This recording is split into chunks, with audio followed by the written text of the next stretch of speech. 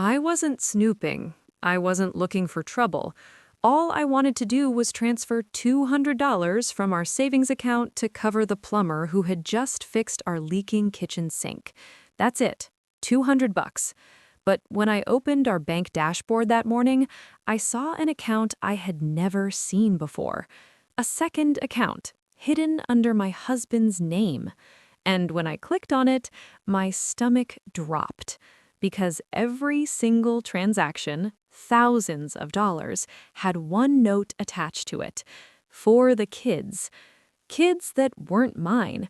Kids he told me he barely even talked to anymore. And in that moment, sitting alone at my kitchen table with cold coffee in my hand, I realized something terrifying. The man I'd been married to for 6 years had an entire secret life I knew nothing about. Before I tell you what happened next, how I uncovered the truth about my husband, his ex-wife, and the secret money he'd been sending behind my back, I want to ask you for a quick favor. If you enjoy stories like this, real-life drama, slow burn betrayal, and people finding the courage to stand up for themselves, please hit the like button and subscribe to the channel. It helps these stories reach more people who might be going through something similar. And I'm always curious where everyone is listening from, so drop a comment and tell me your city or country. Every time I read those comments, it reminds me just how many of us are out there, all connected by stories like this. All right, take a breath, get comfortable, because this story starts quietly, but what I discovered next completely changed my marriage forever. My name is Ria Calderon. I'm 34 years old, and until the morning everything changed, I thought my marriage was solid. Not perfect, but real. The kind of relationship where two people build something steady together over time. You know, bills, routines, inside jokes, Sunday grocery runs, the quiet stuff that makes a life.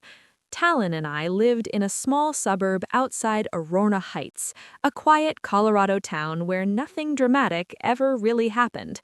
We had a modest house with a squeaky front porch and a maple tree that dumped leaves everywhere in the fall. Nothing fancy, but it felt like ours. Talon worked as a regional sales manager for a construction supply company. I ran a small graphic design business from home. We didn't have kids yet. We talked about it sometimes, but never rushed. Life just kind of flowed. Or at least that's what I thought, because sometimes the calmest water hides the deepest currents underneath, and I had no idea what was moving below the surface of my own marriage. The morning everything cracked open started with a leaking pipe. Nothing dramatic, just the kitchen sink slowly dripping overnight until the cabinet underneath filled with water. When I opened the doors that morning, a small puddle spread across the tile floor. I sighed, grabbed towels, and called a local plumber. 2 hours later, the problem was fixed. $200. That was the bill. Not terrible, but enough that I figured I'd move a little money from our savings account to checking. Talon had already left for work, so I sat at the kitchen table with my laptop and logged into our online bank account. The familiar dashboard loaded. Checking, savings, mortgage, everything normal. Except there was something new. A third account. At first, I thought it was some kind of system error. The account was labeled B Reserve. I frowned. I had never seen that before. Not once. And Talon and I had always handled our finances together. We were the kind of couple who talked about money openly. Or at least, I thought we were. Curiosity got the better of me, so I clicked on it. The page loaded, and what I saw made my stomach twist in a way I couldn't explain yet. The balance was just over $47,000. $47,000 in an account I didn't even know existed. My first thought wasn't anger, it was confusion. Maybe it was a work account? Maybe something connected to his job? But when I scrolled down to the transaction history, the confusion turned into something colder. Every transaction had a note attached to it. Every single one. The notes were simple. But they repeated again and again. For the kids, school clothes, summer camp, birthday gift, medical bill. My heart began beating harder because Talon didn't have kids with me, and the only children connected to him were the two he had with his ex-wife, the two he told me he barely saw anymore. Their names were Dax and Lenny Porter, 9 and 11 years old. Talon had been divorced from their mother, Marlo Porter, for almost 8 years when I met him. The story he told me about that marriage had always sounded sad but simple.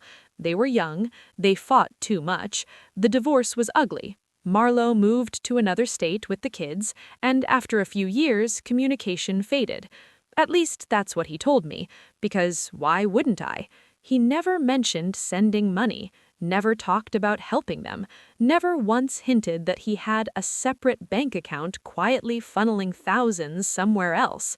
But the transaction list didn't lie. Every month, sometimes twice, sometimes 3 times, Talon transferred money into this account, then sent it somewhere labeled simply M. Porter. I leaned back in my chair slowly, trying to process what I was seeing. $47,000 sitting in this account, and looking at the history, it had been building for years, not months, years, which meant something else hit me like a punch to the chest. This wasn't a recent secret. This had been happening almost the entire time we'd been married. I closed the laptop, then opened it again just to make sure I wasn't imagining things, but the numbers were still there. The notes, the transfers, the name, Marlo Porter. I sat there for a long time, the plumber's receipt still sitting on the table next to my coffee. $200 suddenly felt laughably small compared to what I'd just discovered. At first, I tried to rationalize it. Maybe he was just helping his kids quietly. Maybe he didn't want to talk about it because the divorce was painful. Maybe. But the problem with secrets in marriage isn't always what they contain. It's the fact they exist at all.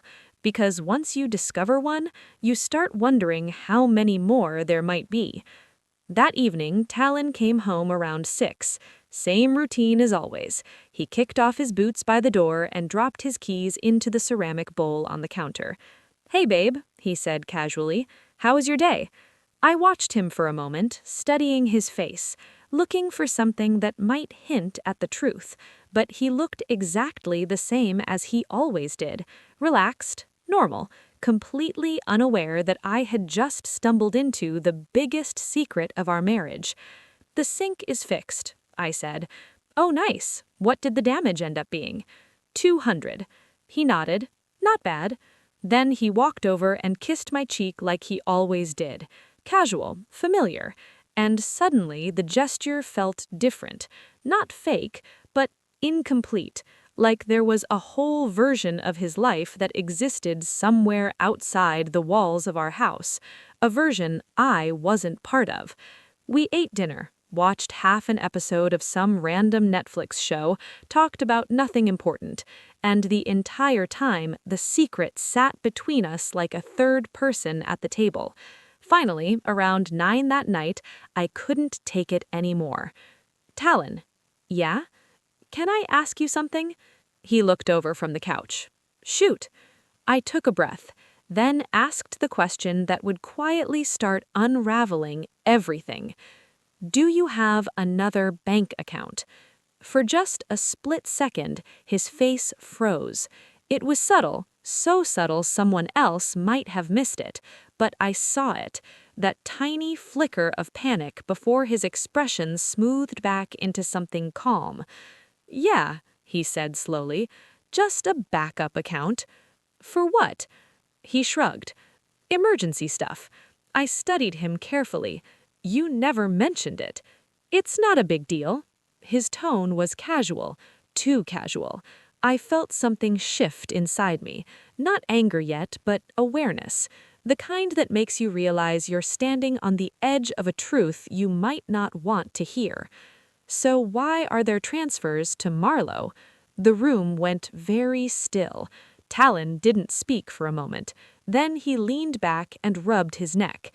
Rhea, it's just something I help with sometimes. Sometimes? My voice stayed calm, but inside my chest something was tightening. For the kids, he said. They need stuff now and then. I held his gaze. How long?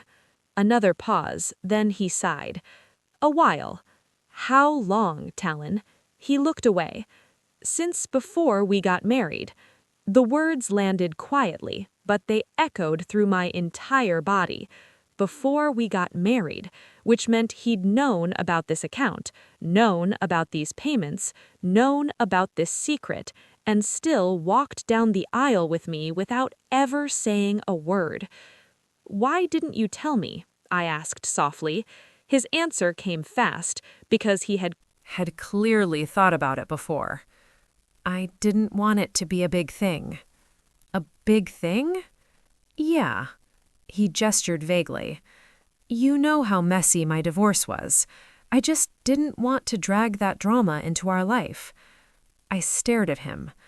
You're sending your ex-wife money every month. For the kids. $47,000, Talon. His eyes flicked toward me, then away again. It adds up. The calmness in his voice suddenly made something inside me snap. Not loudly, not dramatically, just a quiet realization. Because the problem wasn't that he helped his children.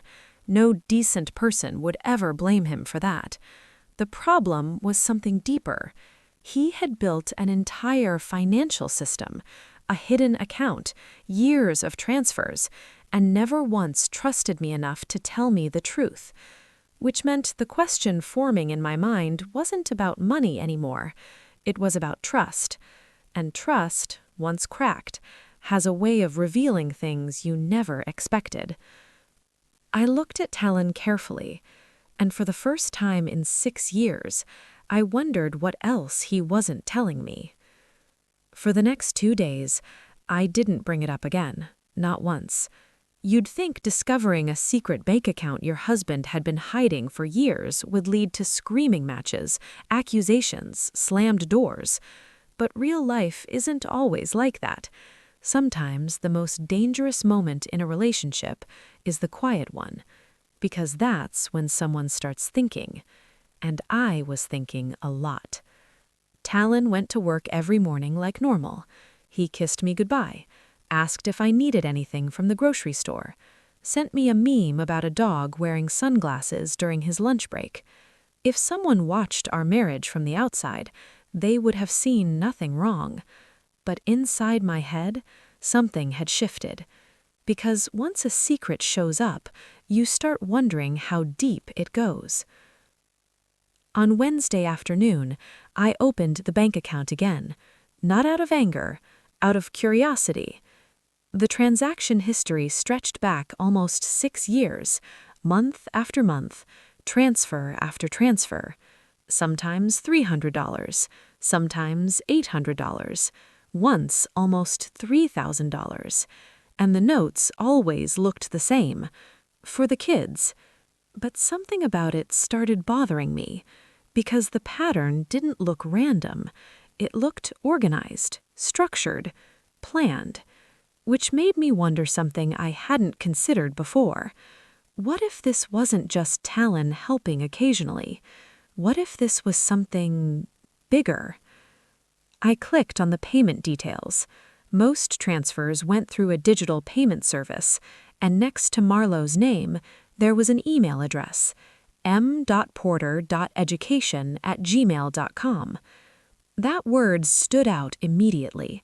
Education. I sat back in my chair slowly, because Talon had always told me the kids lived in a small town in Arizona, a place called Canyon Ridge. But something about that email kept nagging at me enough to do something simple. I opened Google and typed Dax Porter, Canyon Ridge, Arizona. Nothing came up. So I tried the younger one, Lenny Porter, Canyon Ridge, Arizona. Still nothing, which wasn't strange on its own. Not every kid appears online. But something about the email kept nagging at me. Education. So I tried something different. I typed Marlowe Porter Education. And that's when something popped up. Not from Arizona, but from Oregon. A private school website. A place called Ridgeway Preparatory Academy. One of those elite schools with glossy photos of smiling students and perfectly manicured lawns. The kind of place where tuition costs more than some people's mortgages. I clicked on the faculty page, scrolled, then froze. Because there she was, Marlowe Porter.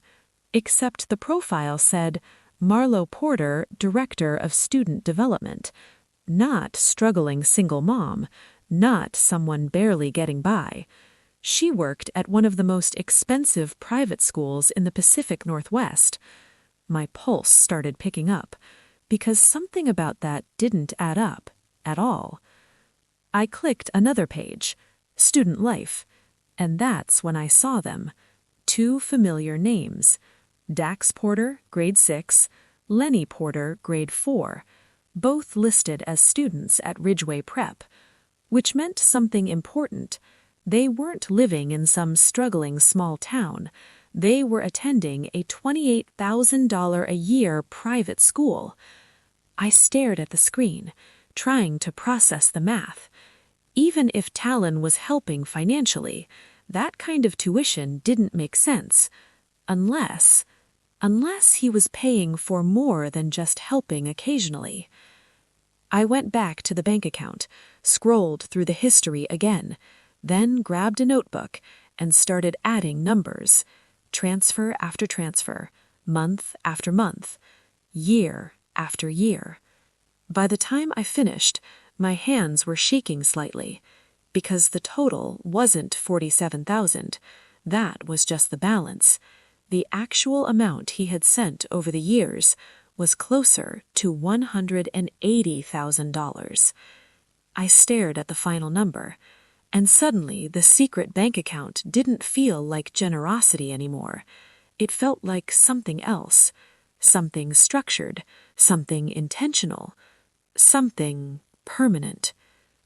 That night, Talon came home late, almost 8. He looked tired, dropped his jacket over a chair and loosened his tie. "Long day," he muttered. I watched him quietly, studying him again. But now that I knew what I knew, everything about him looked slightly different, like a character in a movie you suddenly realize has been lying the whole time. "Talon, yeah. How much do you send Marlowe every year?" He froze again, that same tiny hesitation. Then he shrugged. "I don't know. It varies." "How much?" "Rhea, how much?" He sighed and rubbed his forehead. "Maybe 10 grand?" I almost laughed, because the number I had written in my notebook was nearly double that. Every year. For 6 years. But I didn't correct him yet. Instead, I asked something else. "Are the kids in private school?" His eyes snapped to mine. That was the moment I knew he hadn't expected that question. "Why would you ask that?" "Just curious." He looked away quickly. "I think so. Marlowe mentioned something about a school." "Ridgeway Prep?" The silence in the room felt heavy, because he knew I had seen something, and for the first time in 6 years, Talon Briggs looked nervous. "Where did you hear that name?" he asked slowly. I didn't answer right away. Instead, I stood up, walked over to the counter, and placed my notebook in front of him. He looked down at the numbers, at the totals, at the years, and the color slowly drained from his face. "You've been sending nearly $30,000 a year," I said, "for 6 years." He didn't speak. "So tell me something, Talon. Are you just helping your kids? Or are you paying for their entire life?"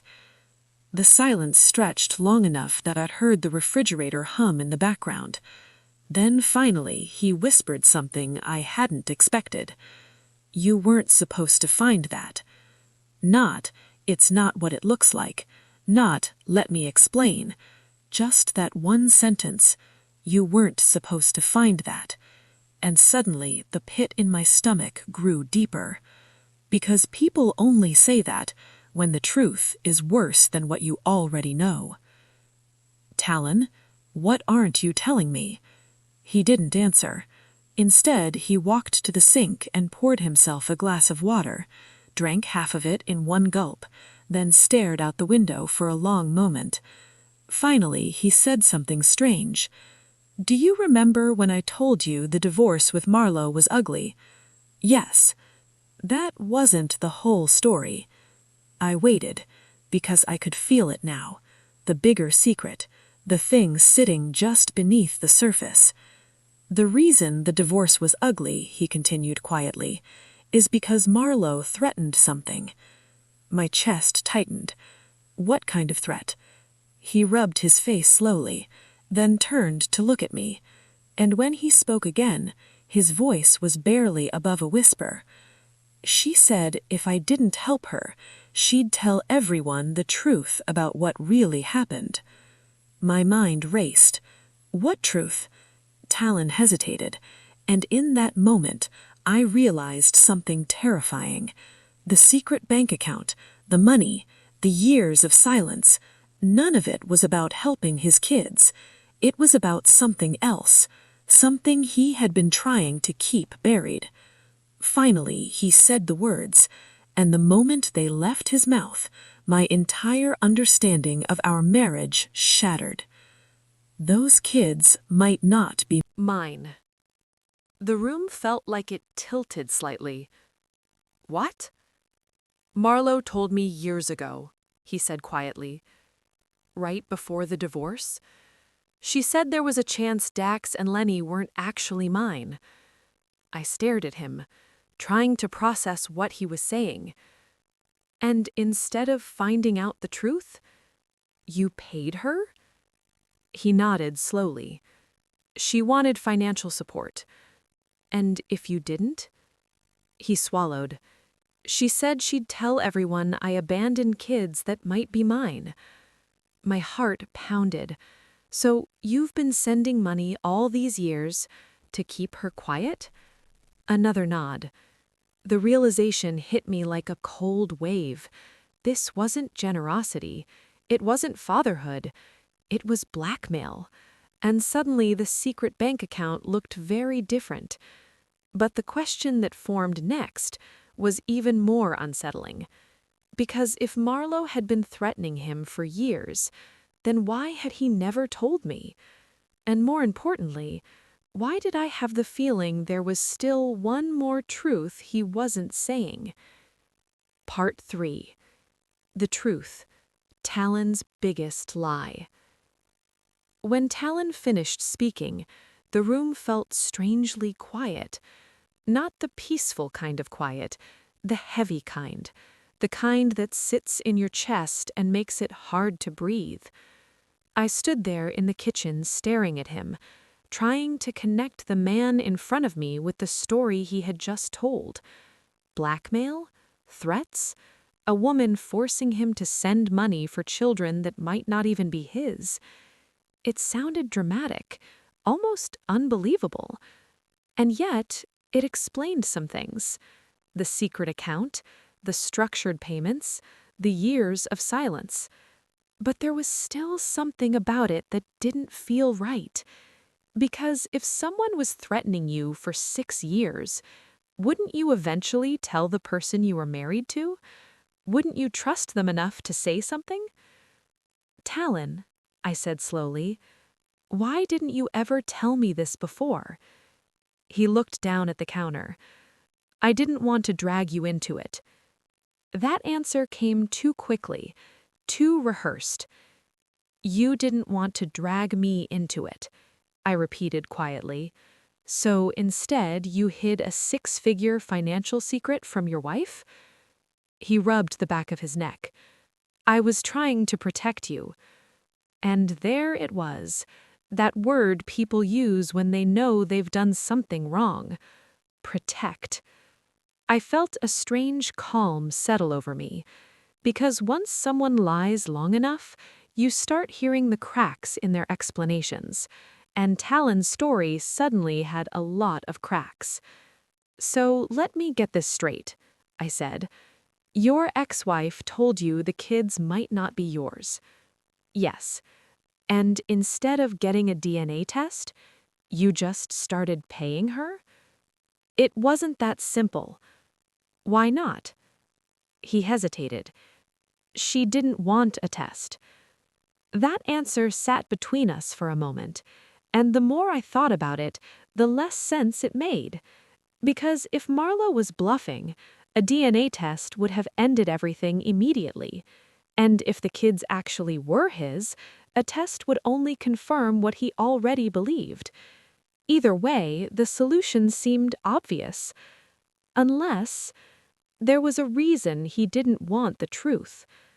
I studied his face carefully, and then I asked the question that had quietly formed in my mind. "Talon," I said slowly, "did you ever actually ask for a test?" He didn't answer. Not right away. His silence stretched just long enough for the truth to start revealing itself. Finally, he said quietly, "No." The word landed like a stone dropping into deep water. "Why not?" He looked at me, and for the first time that night, his confidence was completely gone. "I didn't want to risk losing them." That sentence made my brain stall a second. Losing them? Yes. "Talon, you just told me they might not be yours." "I know. Then what exactly would you be losing?" His jaw tightened, and in that moment I realized the story he had told me still wasn't the real one. There was something deeper underneath it, something he had carefully avoided saying out loud. And suddenly I felt a strange sense of clarity, like standing in a fog that was finally beginning to lift. "Talon," I said slowly, "you're not paying her because you're being blackmailed." He looked up. "Yes, I am." "No." I shook my head. "You're paying her because you're scared." His eyes narrowed. "Scared of what?" I held his gaze. "Scared the truth might destroy the life you've built." For a moment, neither of us spoke. Then he said something so quietly I almost missed it. "You don't understand." And that's when I realized something important. He wasn't denying it. The next morning, I made a decision. If Talon wasn't going to tell me the full truth, I was going to find it myself. The internet makes it surprisingly easy to learn about people, and Marlo Porter had left more traces online than she probably realized. Her faculty profile at Ridgeway Prep included an email, a professional bio, even a short interview from a school newsletter. But what caught my attention most was a photo, a picture of her standing in a classroom surrounded by students, and right next to her were Dax and Lenny, the two children Talon had been secretly sending money for years. I studied their faces carefully. Kids don't always look like their parents, but sometimes there are little hints, a familiar smile, a similar shape to the eyes, something subtle that connects them. But looking at those photos, I didn't see Talon in them at all, not even a little, which made the pit in my stomach grow deeper. Because if those kids weren't his, then why had he spent 6 years funding their entire life? 2 days later, I sent an email, a short one, simple, direct. "Hello, Marlo. My name is Rhea Briggs. I think we should talk." I expected anger, hostility, maybe even silence. Instead, her response arrived 20 minutes later. "I was wondering when you'd reach out." My heart skipped a beat reading that sentence, because it meant something important. She expected this moment, expected me to eventually discover the secret. which meant this situation had been balancing on a knife's edge for years. Her next message included a phone number and one final line: "There are things you deserve to know." We spoke that evening. Her voice sounded calm, almost tired. "Hi, Ria," she said. "You probably hate me. I don't know you enough to hate you." There was a brief pause, then she laughed softly. "Fair." I got straight to the point. "Talon told me you threatened him years ago." "Did he?" "He said you claimed the kids might not be his." Another pause, longer this time. When she spoke again, her tone changed. "It's interesting hearing the version of the story he chose to tell." Something inside my chest tightened. What does that mean? "It means Talon didn't tell you the truth." A cold wave spread through my body. What truth? Marlowe sighed, and when she spoke again, her words completely shattered the story Talon had given me. "I never threatened him," she said. "Not once." The room felt suddenly smaller. "But he's been sending you money for years." "Yes." "Then why?" Her answer came quietly, but it hit harder than anything I had expected. "Because he asked me to." My mind spun. What? Talon begged me to keep the real story private. Why? Another pause. Then she said the sentence that finally revealed Talon's biggest lie. "The kids aren't the ones who might not be his." The words hung in the air like a thunderclap. What are you talking about? Marlowe took a breath, and then she told me the truth Talon had buried for 6 years. "The kids are definitely his." My heart pounded. "Then what's the secret?" Her voice dropped to a whisper. "The secret is that he walked away from them." The world seemed to tilt slightly. "Talon told me he was being blackmailed," she continued gently. "But the reality is much simpler. He didn't want to be a father anymore." I felt like the floor had disappeared beneath me.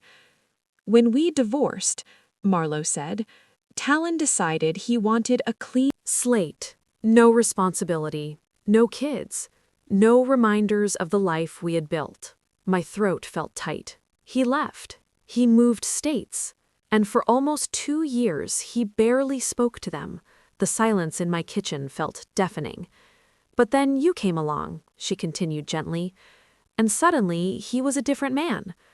A man building a new life. A man who looked responsible. A man ready for marriage again." The pieces began falling together slowly, painfully.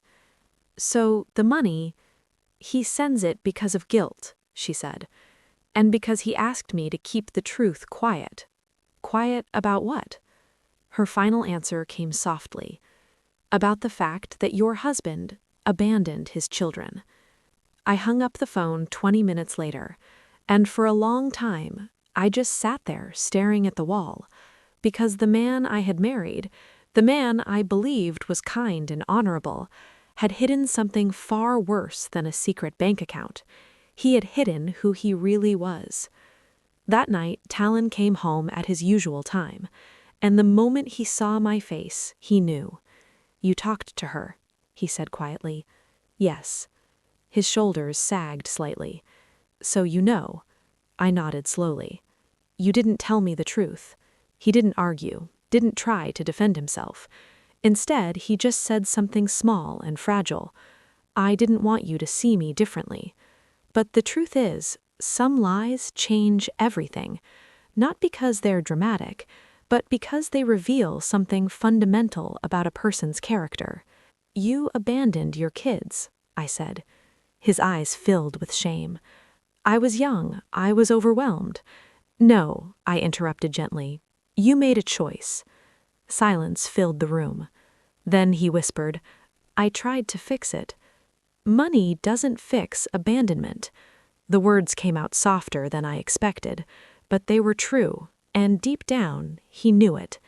We stood there, looking at each other, two people who suddenly felt like strangers.